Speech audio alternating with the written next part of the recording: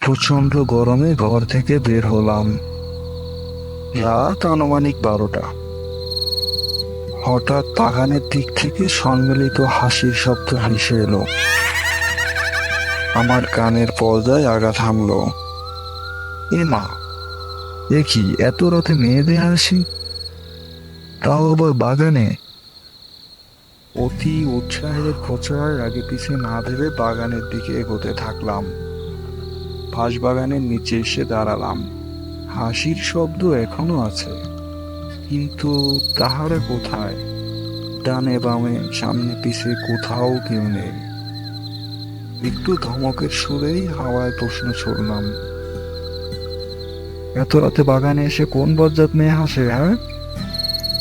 কথা শেষ হইতে বাকি, কিন্তু গালের উপর চড়াত করে একখানা চটকানা পড়তে বাকি নেই। গাল চেপে ধরে 2 পাক খেয়ে বসে পড়লাম।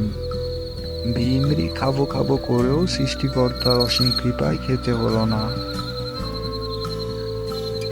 সঙ্গে সঙ্গে একটু নীল কণ্ঠস্বর বলে উঠল, এত রাতে হারামজাদা, বজ্জাত হোগি তেরা বেহেল। এবার বুঝি ভিমরি না খেয়ে আর উপায় নেই।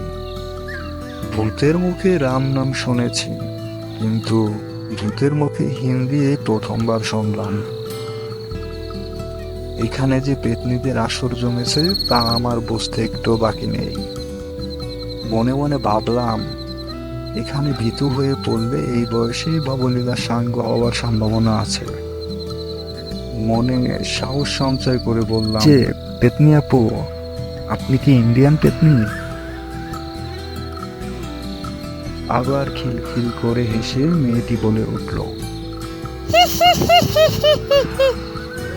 তুই কি রে, হিন্দি কথা বলার জন্য কি ইন্ডিয়ান হতে হয় নাকি? দেশে কি হিন্দি সিরিয়ালের অভাব আছে? আমি ভাবলাম কথা তো 100% সত্যি। তার মানে হিন্দি সিরিয়াল ভূতেরাও দেখে, খালি খালি আমরা শুধু আমাদের মা বোনদের দোষ দেই। কিন্তু তাদের তো দেখছি না। প্রশ্ন করলাম, আর কোথায়? একজন বলল, সামনে পিছে ডানে বামে সবখানেই তো দেখলি। উপরে তাকালে কি সরকারকে বাড়তি ট্যাক্স দিতে হবে নাকি? উপরে তাকাচ্ছিস না কেন? উপরে তাকাতেই আমার রুহু আমাকে ছেড়ে পার্মানেন্টলি উপরে যাবার জন্য ছটফট করতে লাগলো। বাঁশবাগানের মাথার উপরে বসে আছে এক ঝাঁক পেতনি। ভয়ে ভয়ে আমি জিজ্ঞেস করলাম,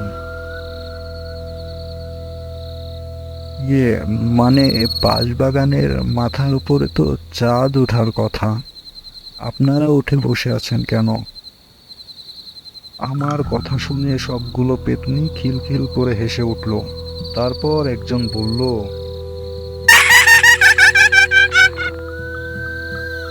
বোকা ব্রো, আমাদের তো আর এসি ব্যবহার করার উপায় নেই, তাই বাঁশবাগানের মাথার উপরে উঠে হাওয়া খাই। আর একজন পেতনি বলল, বলে আমাদের বেশি হাসাবি না, ঠোঁটের লিপস্টিক নষ্ট হয়ে যাবে। নষ্ট হলে বেশি কষ্ট করতে হবে না, পিটকেলটাকে মেরে ও রক্ত দিয়ে ঠোঁট রাঙাবো। পেতনিদের এই সম্মিলিত ডিসকাশন শুনিয়া আমার ভয়ের সর্বাঙ্গে মৃদু ভাইব্রেশন অনুভব করলাম। দৌড়ে পালাবার উদ্দেশ্য। পা বাড়াতেই বাঁশবাগানের উপর থেকে 2টি হাত এসে আমার গলা ধরে একটা হ্যাঁচকা টান। চোখের পলকে নিজেকে আবিষ্কার করলাম পেতনিদের মাঝখানে। পেতনিদের একজনের নাম পাগলি মেয়ে। আমার দিকে একটি আয়না বাড়িয়ে দিয়ে বলল, আয়নাটা ভালো করে ধর, একটু মেকআপ করি, তা না হলে তোর দুলাভাই আমার রূপের গোপন রহস্য জেনে যাবে। পেতনিদের আর একজন আরোহী ইসলাম। আর তখন মিলি ইসলাম বলল, এর মেকআপ ঘষে গালের ছাল তুলে ফেলেছে রে, ও দেখলে গালে আর পাপ্পি দেবে না, একটা মলমের ব্যবস্থা কর। রূপালী বলল, আমার ফোনের চার্জ শেষ, একটু চার্জ দিয়ে দিবি, তা না হলে বুঝলাম, এরা সবাই ডিজিটাল ভূত।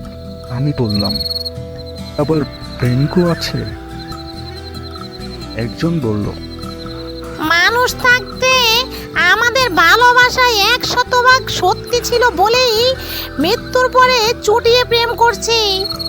আমাদের ভালোবাসা কেউ মেনে নেইলে বলেই আমরা একসঙ্গে আত্মহত্যা করেছিলাম। এখন আর কেউ আমাদের বাধা দিতে পারবে না। বাধা দিতে আসলেও টেংরি ভেঙে হাতে ধরিয়ে দেব। আমাদের ভালোবাসা 100% সত্যি বলেই আজ আমরা একে অপরের সঙ্গে আছি। মনে রাখবি, সত্যিকারের ভালোবাসা চির অমর। প্রতি সপ্তাহে নতুন নতুন ভূতের গল্প দেখতে রূপালী টোনস চ্যানেলটি সাবস্ক্রাইব করুন, সেই সাথে বেল আইকন প্রেস করতে ভুলবেন না।